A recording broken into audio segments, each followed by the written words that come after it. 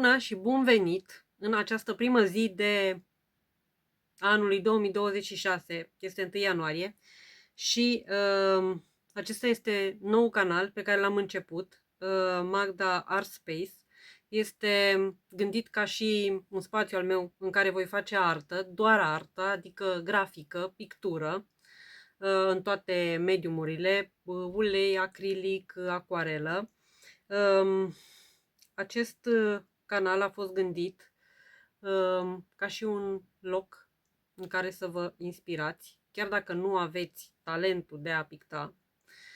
Profesorul meu de la școală zice 1% talent, 99% muncă. Așa că sper că vă inspir și dacă reușiți să faceți doar un desen din ceea ce fac eu sau să vă inspir să faceți ceva, orice, o floricică, o căsuță, orice, pentru mine înseamnă foarte mult. Pe acest canal vreau să fac, pe lângă picturile pe care le voi face pentru școală, pentru că voi avea un proiect pe care trebuie să-l duc la final în acest an școlar, care a început în octombrie și din păcate nu am reușit să fac absolut nimic, deci în această jumătate de an va trebui să termin absolut tot. Și pe lângă acest proiect vreau să fac și un playlist cu istoria artei. Adică pe pagina aceea de community sau comunitate o să postez câteva lucrări și același poll o să-l fac și pe Instagram la Magda's Art Gallery. Nu o să mai fac alte pagini și pentru aceste canale de YouTube, o să rămână aceeași pagină, așa că pe acel canal o să fac și acest poll, dar pe pagina de comunitate veți avea câteva lucrări pe care le selectez din lucrările artistului respectiv și voi o să alegeți una în funcție de cele mai multe voturi. Voi alege acea lucrare cu cele mai multe voturi și voi face o reinterpretare a acelei lucrări, deci nu va fi o reproducere. Voi face mare parte din lucrarea respectivă și voi adăuga unele chestii de la mine, să zic așa, și voi face acea lucrare personalizată. Și pe lângă acele lucrări voi face și acuarele cu ursuleți panda sau flori sau diverse chestii pe care le voi avea ca și comisioane sau eu știu care îmi plac mie și pe care vreau să le fac. Am urmărit un videoclip al unei artiste, Annie McNee.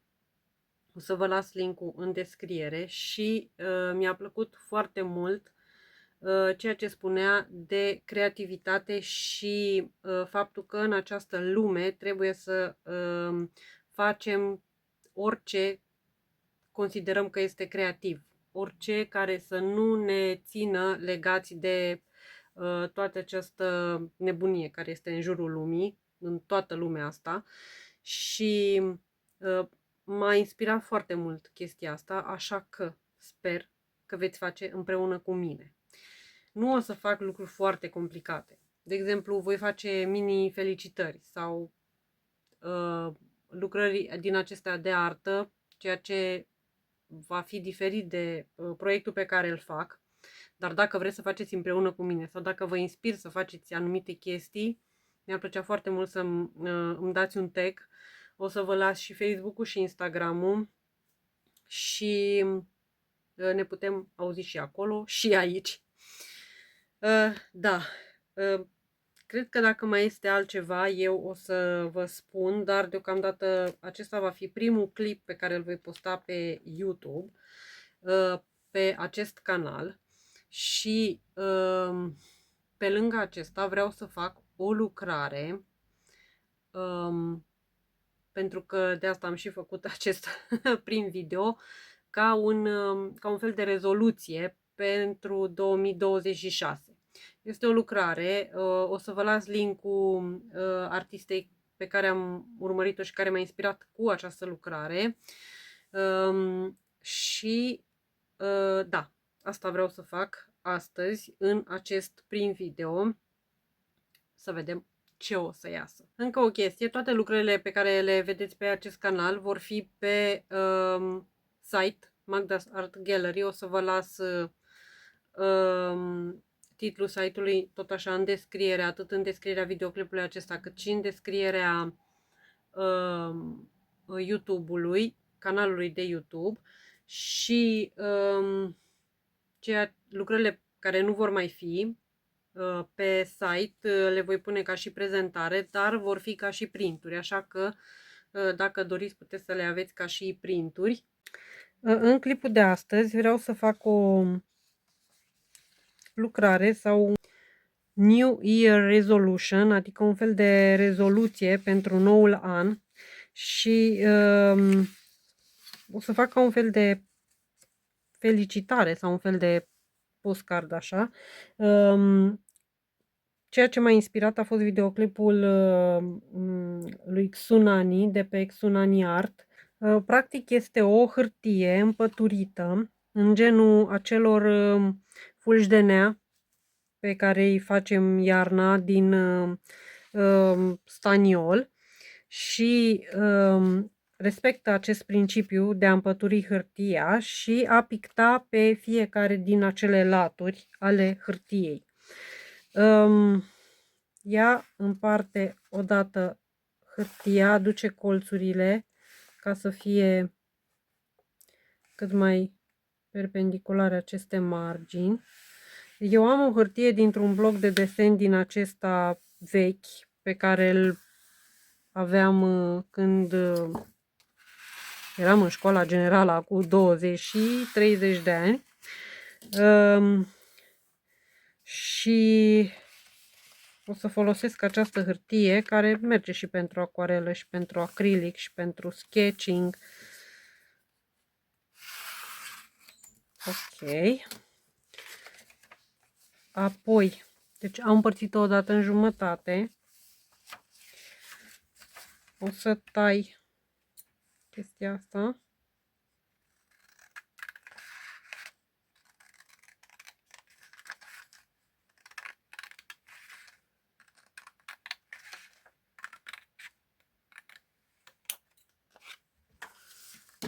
Așa, apoi o mai împăturim și pe partea cealaltă, adică și în jumătatea cealaltă, ca să fie aceste diagonale.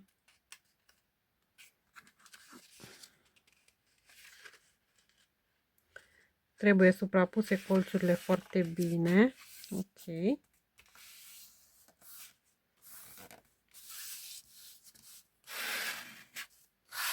După cum vedeți, nu sunt foarte bine, dar nu contează. Și apoi se aduc aceste părți opuse împreună și se suprapun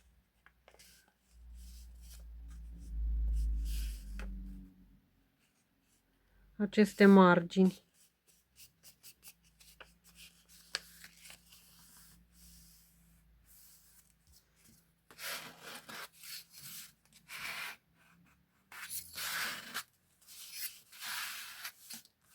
Și arată așa, ca un origami. Practic este această bucată de hârtie. O să mai fac una cu voi, pentru că vreau să fac două astfel de bucăți, astfel de hârtii din acestea origami. Ea a folosit o hârtie mai groasă, dar nu știu dacă vreau să folosesc o hârtie mai groasă, pentru că a avut dificultăți în a îndoi hârtia. Asta are o, nu știu, nu se vede pe cameră, dar asta are o parte poroasă și o parte foarte fină. Eu o să îndoi spre partea poroasă. Cred că aici am făcut invers, dar nu contează. Oricum, ceea ce voi folosi, acuarelele acelea, vor prinde pe ambele părți. Așa că o să refac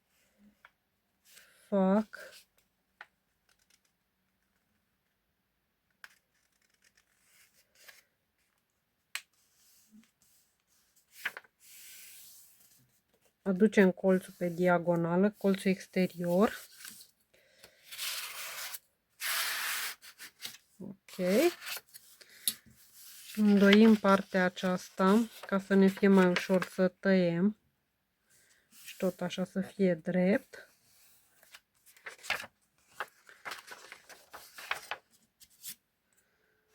Tăiem bucata.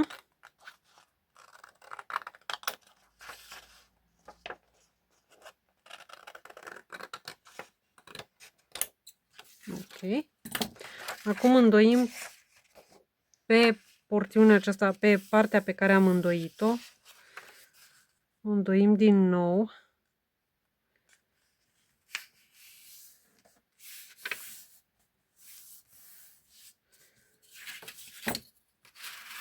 Apăsăm să fie presate aceste margini și aducem părțile acestea împreună, le lipim și presăm părțile opuse ca să vină zona aceasta unită și practic să se suprapună aceste margini și presăm pe mijloc. Nu este foarte greu. După cum vedeți, eu nici n-am presat cum trebuie. Ei.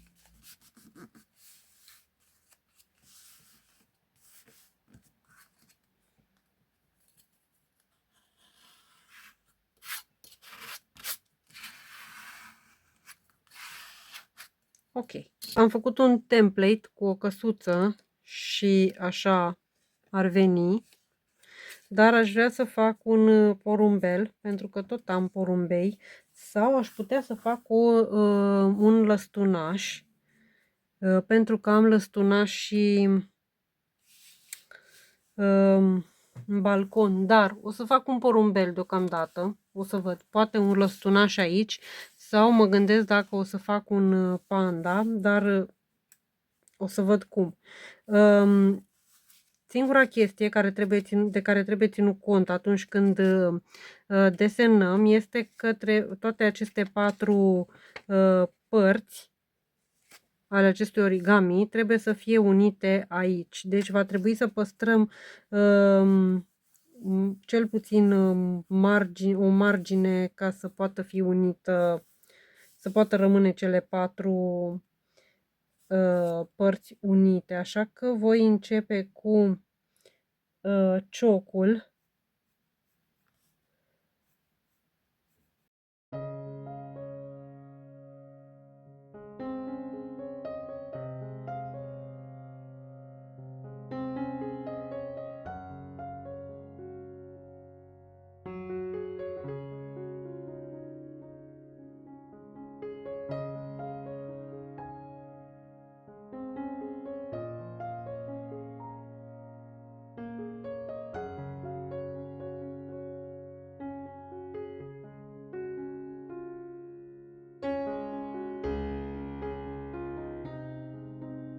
Așa a ieșit și a ieșit așa pentru că nu am ținut cont de faptul că porțiunea asta ar trebui să vină în zona cu picioare, adică trebuia să fac picioarele pe toate cele 4 părți, dar este ok. Au ieșit 4 forme de păsărele privită din față, cu burtica umflată. Aici poate fi considerată coada. Aici privit din partea de la piept în sus și acestea 2 forme de porumbei pe părțile astea. Așa arată cea cu căsuțe și ceea ce mai vreau să fac este o rândunică în zbor și va trebui să țin cont de faptul că trebuie să fie împărțită din două toată această formă, adică să fie cam în oglindă.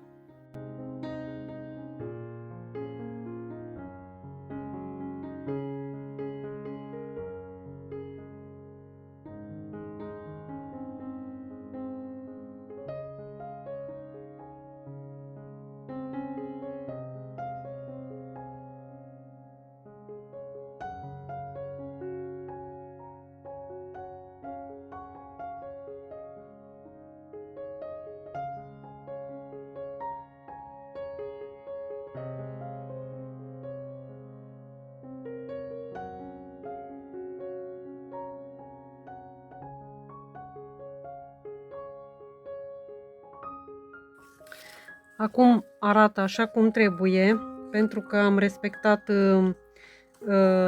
să fie proporționale, să fie pe jumătate, simetric și într-o parte și în cealaltă a acestor îndoituri. Așa că așa arată și așa arată strâns. Așa arată porumbelul și așa arată căsuța. Cred că o să fac, ce o să fac? O să fac porumbelul, pentru că se pretează mai bine la ceea ce am în cap să fac. Eu am mai îndoit și chestia asta și de la porumbel am păstrat tăieturile acestea pe care tot așa vreau să le desenez. Ceea ce vreau să fac întâi însă cu acest porumbel este să desenez pe el niște chestii, de exemplu flori. Aș vrea să fac aici ca o grădină și aici să vină ca un cer. În zona aceasta, aici să fac o grădină cu flori.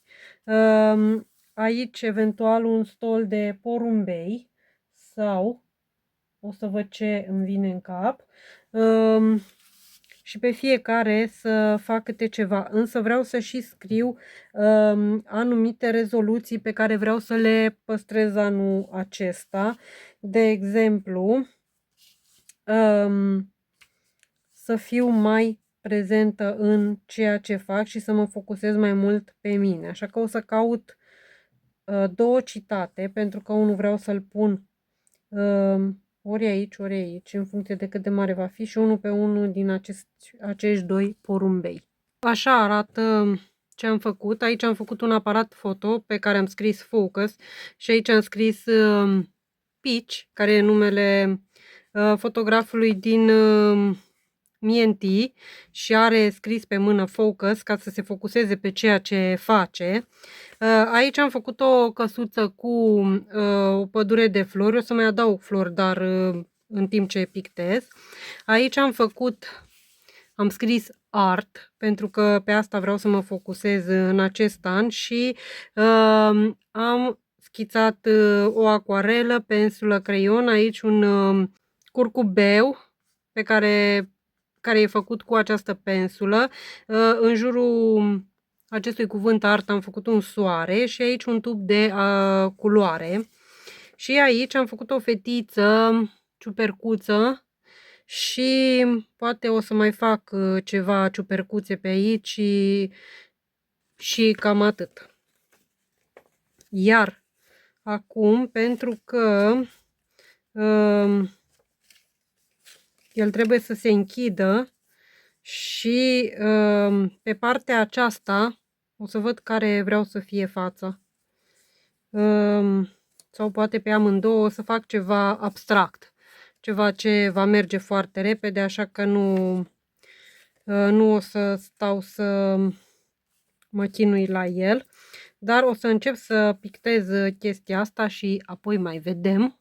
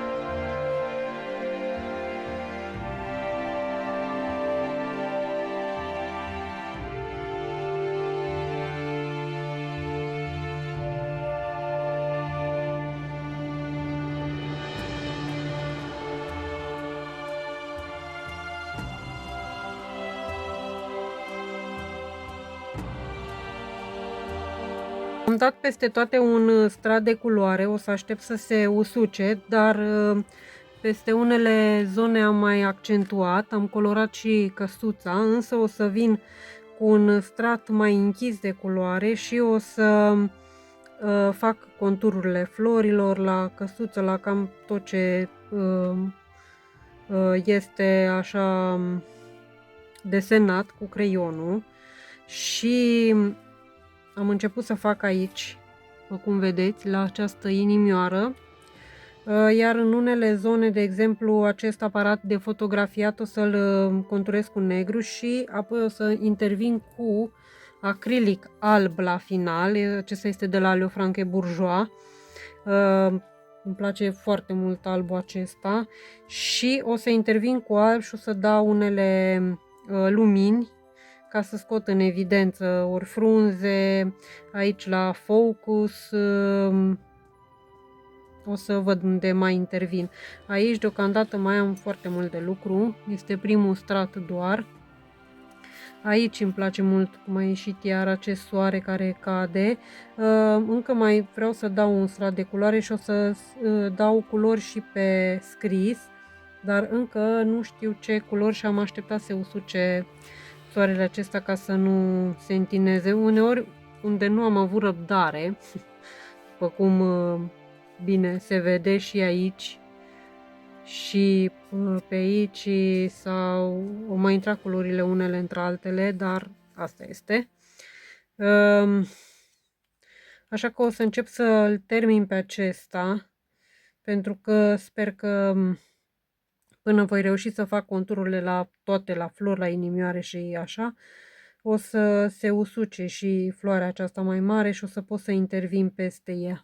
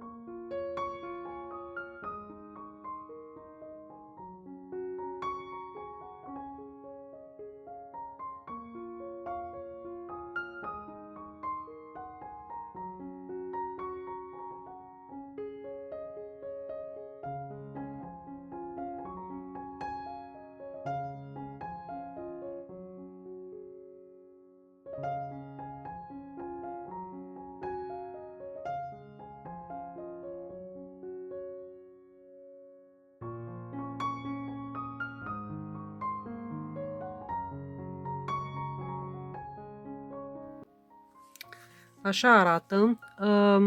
Tot ce am mai făcut extra a fost să dau cu negru puțin pe contururi ca să iasă mai în evidență. Și acesta, cred că aici totuși o să mai dau puțin cu negru.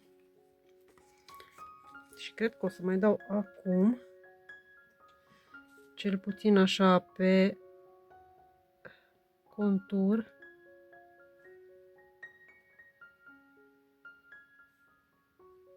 Sincer, îmi place tare mult cum a ieșit. Mai am și rândunelele acelea de le-am făcut și cu siguranță o să le fac și pe acelea, dar deocamdată nu acum. Și mai am și căsuța aia, poate le fac într-o zi. Deci acesta e aparatul foto, acesta este peisajul cu căsuța. Și aici am zis că din soarele acesta, care este cu art, cuvântul art, și aici ustensilele pe care le folosesc la pictat și un curcubeu de culori și o să mai pun tot cu negru și acest art pentru că nu iese chiar așa bine în evidență.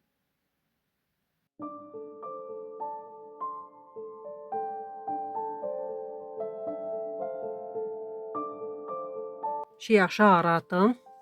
Așa arată întreaga acest origami, de fapt. Și o să las să se usuce. Aici pe spate nu am pictat cu nimic, dar mă gândesc că aș lăsa așa și eventual aș scrie pe spatele lui ori cuvinte inspiraționale, ori nu știu, o să mă gândesc la ceva, dar cred că o să las așa. Mă gândeam să și pictez pe spate, eventual să dau un strat de culoare, dar sincer nu cred că voi face asta, o să-l las pur și simplu așa. Și acesta se închide așa și ies doi porumbei aici. Aici e ca un porumbel privit de sus sau de jos în sus și aici spatele porumbelului. Sincer îmi place tare mult cum a ieșit, nu mă așteptam să iasă atât de bine. Așa că așa arată această primă mică lucrărică făcută de mine pentru acest canal. Sper că v-am inspirat și că v-a plăcut și că puteți face și voi. O să vă las în descriere linkul canalului de unde m-am inspirat să fac chestiile astea. Mai am și rândunelele astea și sincer îmi plac tare mult, așa că o să le fac cu siguranță, o să văd când într-o zi. Și mă gândesc că ăsta l-aș putea lipi să iasă nu știu ce, un fluturaș eventual, cred că un fluturaș. Și aș putea picta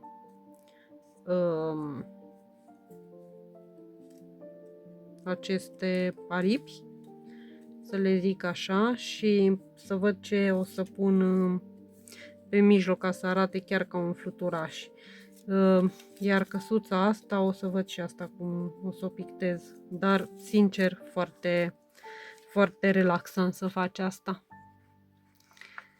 Așa că noi ne vedem data viitoare și spor la pictat!